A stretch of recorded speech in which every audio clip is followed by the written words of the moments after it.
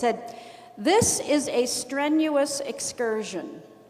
The trail is steep and rough in places." Do you think that even begins to describe what happened to me out there? I almost lost my life, and they're saying a strenuous excursion? Please.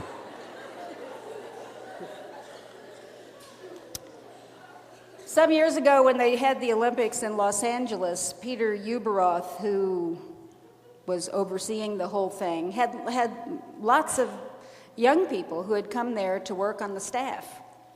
I imagine they looked a little bit like you. And he would gather them together for morning meetings sometimes, and often, especially, as it got closer and closer to the opening of the Olympics, these kids would say to him, "Peter, this stuff that you're asking us to do, this is hard. This is really hard." And Peter, being a rather dramatic sort, would say to them, "Listen to me, young people. You are climbing a majestic mountain." And they go, "Whoa, whoa." There's something about that mountain climbing metaphor that appeals to us. Climbing mountains is a hard thing to do.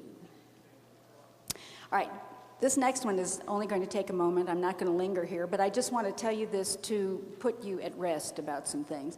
The Up With People experience, as you may have already learned, is emotional. One time I went out to visit a cast, and the educational person on the road said, "Carolyn, I think in previous visits you haven't talked to enough people, so I'm going to station you in a classroom, and I have a sign-up list, and people are going to come and talk to you for 15 minutes. I thought this was the worst idea I ever heard, but oh well. I sat in the classroom, and every 15 minutes a different person would come in. Most of them had no idea what they wanted to talk about, really, but we would talk, and then after 15 minutes I'd say, "Next," and another person would come in. But the interesting thing about that was that the first 6 people who came into the room all said the same thing. I thought, this is terribly noteworthy.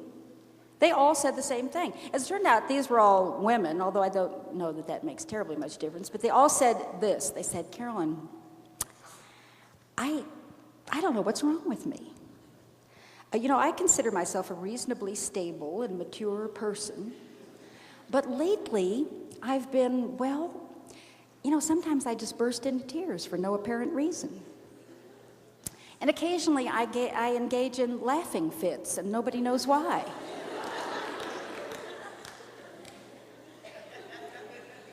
One person said the other night, "I was helping with dishes in my host home, and my hands were in the sudsy water, and all of a sudden I just started crying." She said, "What's wrong?" And I said, "I don't know. I don't know." Anyway, I listened to all this, and each time I would say, "Yeah, that sounds about right. That's pretty much what I remember." What do you think's going to happen? Here you are, all smashed up against 100 other people for an entire year, doing something very hard. There's a lot of pressure out there. You have to be good. You have to maintain some degree of personality when you're in your host homes and when you're on the stage anyway. You get just bone tired out there. Of course, it is going to be an emotional experience. You are going to have relationships with each other. Some of you might even fall in love. Oh yeah, it's happened. In fact, last night I went to a party with old Up With People friends from another whole generation, and there were 1, 2, 3 couples there who've now been married almost 25 years, who started in Up With People as cast members, yes. And there's a whole tribe of teenagers running around who are almost as old as their parents were when I first, I can't even get started on that. But anyway, very, very intense emotional experiences are waiting for you. The only thing I want to say is that's okay. People don't die of it. I don't think we've ever had a fatality from severe emotional experiences. You do live through this. You just try to learn from it again and, write it in your notebook. All right, the last thing I want to say to you is that the Up With People experience is temporal. Now, what I mean by that is that it is an experience that is bound by time. The Up With People experience, as most of you will know it, has a beginning, a middle, and, as hard as it may be to believe at this moment, it has an end. Oh no. You know, when I think of endings, I think of this experience of my own life. This was long before I even knew what Up With People was. In fact, I think I was about 6 or 7 years old. And when I was that age, the most wonderful nights of my life were the nights when my friend Janice came to my house.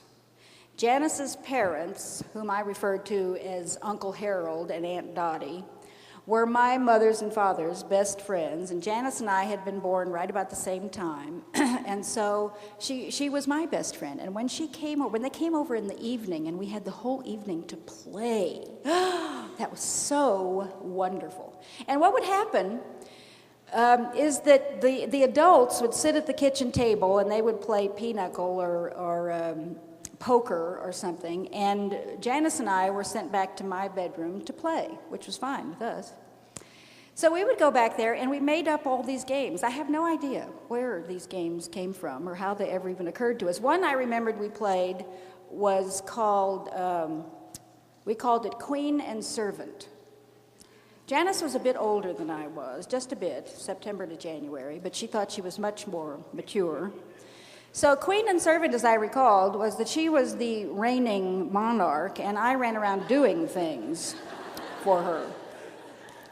And then we played a game called, I think it was just called Ballerina and Audience. Janice would bring her little tutu, and she would pirouette around, and I would do a lot of clapping, as I recall. But the game I remember most is one that we just called Movie Stars. Now, where I had come upon this stack of pictures of movie stars, I don't know, but I had quite a stack of 8 by 10 glossy photographs of movie stars. And we would take those photographs and we would line them up around the baseboards in my room.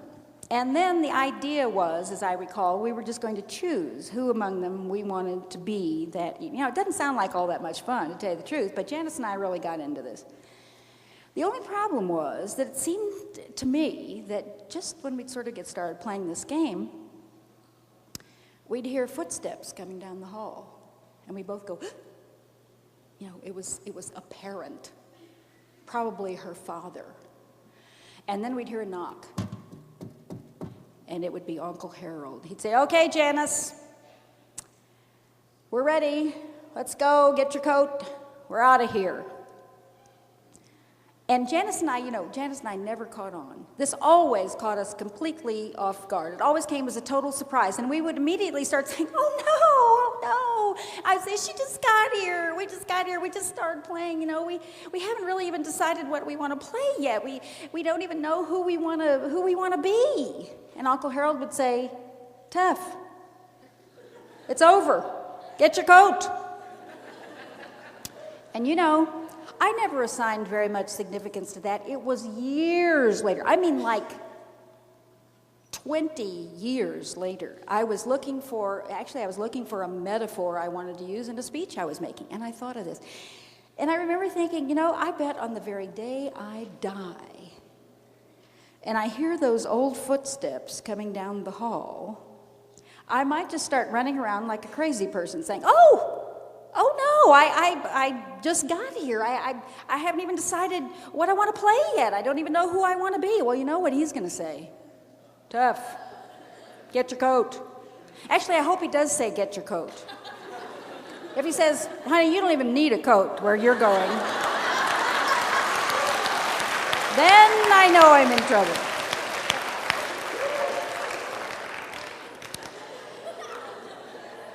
Well, anyway, I want to tell you, just because I think it would be good for you, I want to tell you a little bit about an Up With People ending.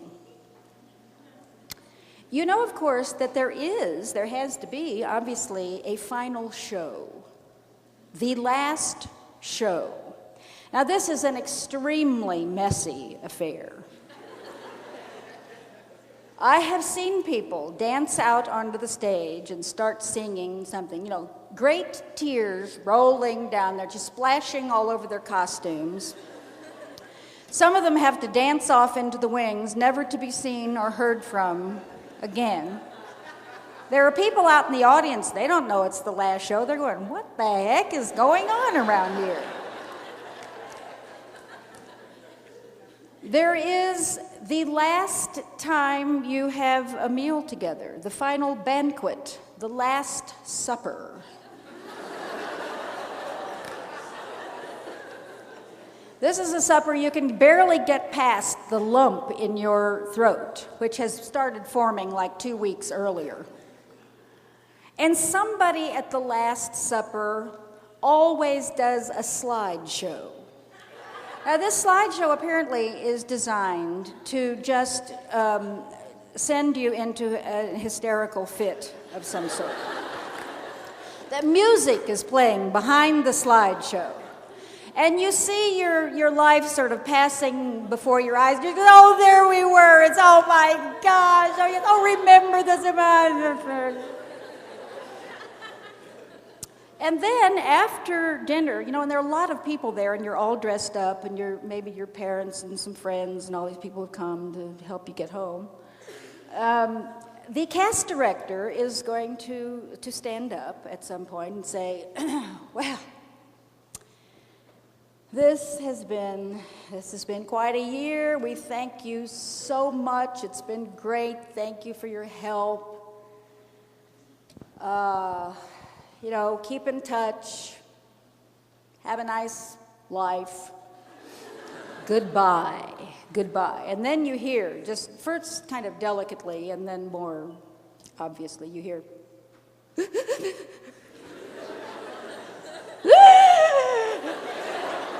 And then it becomes, I mean, it just takes over. Very large men, you know, are shaking with sobs. I'm not talking about little, you know, dainty little tears running. No, I'm talking about that kind of thing.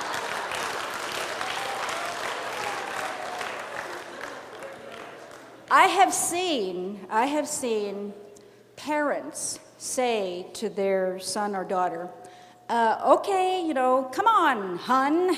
Let's get in the car. We have a long drive. I have seen them literally put their kid in the car. The car starts driving off. The person rolls down the window and is going.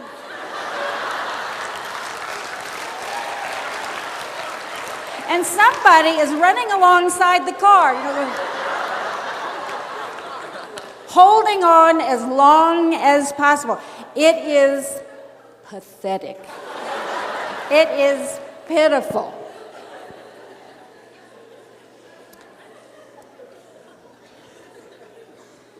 Now, the reason I mention this to you is that I can guarantee you that in some ways it's going to seem like about 10 minutes before you start hearing the footsteps coming down the hall. And what you don't want to do at that point, of course, is to run around saying, I just got here. I mean, staging was yesterday. I haven't even decided how I want to play this yet. I don't even know who I want to be. You know what your cast director would say if you said that to him? Tough. Get your coat. You're out of here. Well, I tell you that now simply because you're at the beginning. There is time. But you cannot wait to the end to wish you had begun. Now is the time to begin.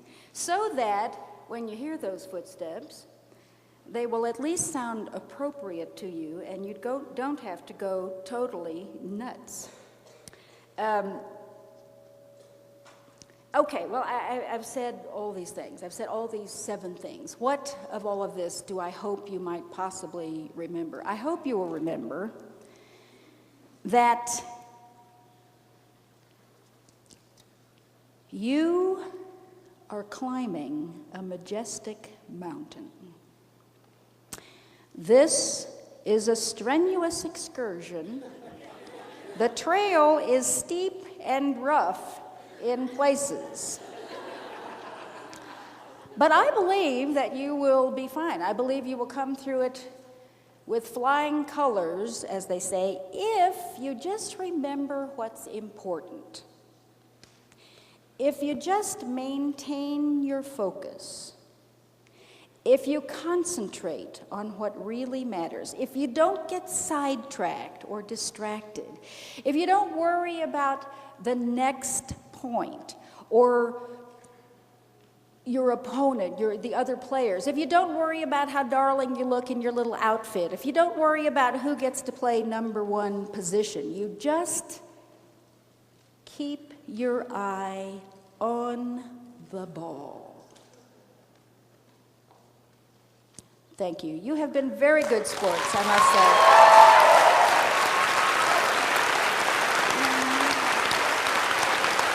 Thank you. Thank you.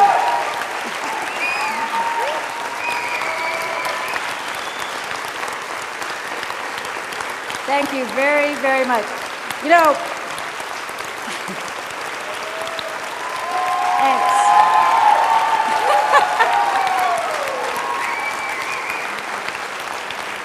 Oh, my. Thanks. Thanks a lot. Let me tell you, I was visiting with a friend the other day, and I told her I was getting ready to go to Up With People, and I said, it is a great privilege for me to stand up in front of the cast, and I said, you know, I do know what to say to these people. I do kind of know what buttons to push, and the result is very satisfying. You know, they're extremely enthusiastic people, and what they often do is stand up and yell and clap. I said, you know, most people have to live their whole lives without a standing ovation. And I get them twice a year, and then I have to live on them, you know, for 6 months until I come back and get another one. Thank you so much. You've been good sports, and isn't this one of the few times I haven't had to stop and say, you there, open those eyes. I mean, there were a few of you who drifted away occasionally, but you came back. That's good. So I applaud you, and I appreciate you, and I wish you every bit of good luck as you set out on this hard and wonderful experience. Thanks a lot.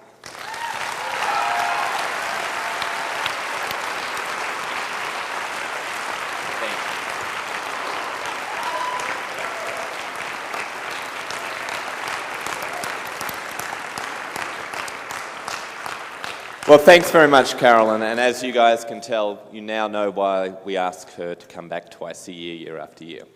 Carolyn will actually be around for the rest of today and tomorrow. So you may see her in the lunchroom, and so you can come up and say hi and ask some questions. But right now, it is around 10:15.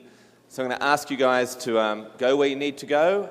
Have a great day. In 2 weeks' time, you'll be on the road.